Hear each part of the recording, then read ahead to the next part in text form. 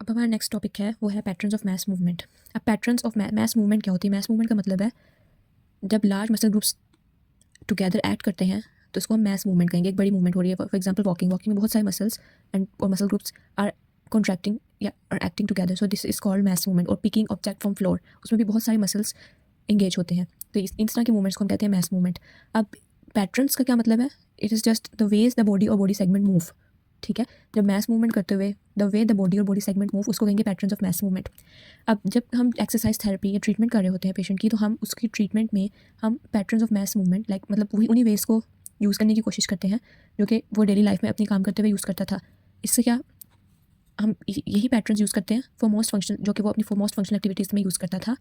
क्यों यूज़ करते हैं? क्योंकि ये पेशेंट के लिए परफॉर्म करना ईजी होता है, because they are natural to the patient. वो पहले हमेशा इसी के हैबिचुअल रहा है और ये यूज़ करता आया है, और ये वाले पैटर्न्स यूज़ करने से वो सेम मसल्स वही काम उसी तरीके में सेम वे में बार बार करते हैं जिसमें वो पहले करते आए थे।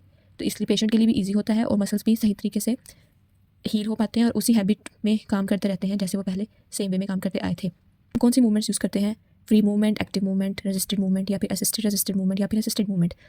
और अगर कोई भी एक्टिव मूवमेंट पेशेंट के लिए इम्पॉसिबल है या फिर कॉन्ट्राइंडिकेटेड, उसकी कंडीशन ऐसी है कि उसको नहीं अलाउ, तो फिर हम पैसिव मूवमेंट यूज़ करते हैं ताकि उसकी जो रेंज ऑफ मोशन है वो रह सके, बरकरार रह सके, वो उसके जॉइंट में स्टिफनेस ना हो, कॉन्ट्रैक्चर्स ना बने और उसकी मसल स्ट्रेंथ रीगेन रहे, वो मसल एट्रोफी की तरफ ना जाना शुरू हो जाए। इसलिए फिर हम पैसिव मूवमेंट यूज़ करते हैं।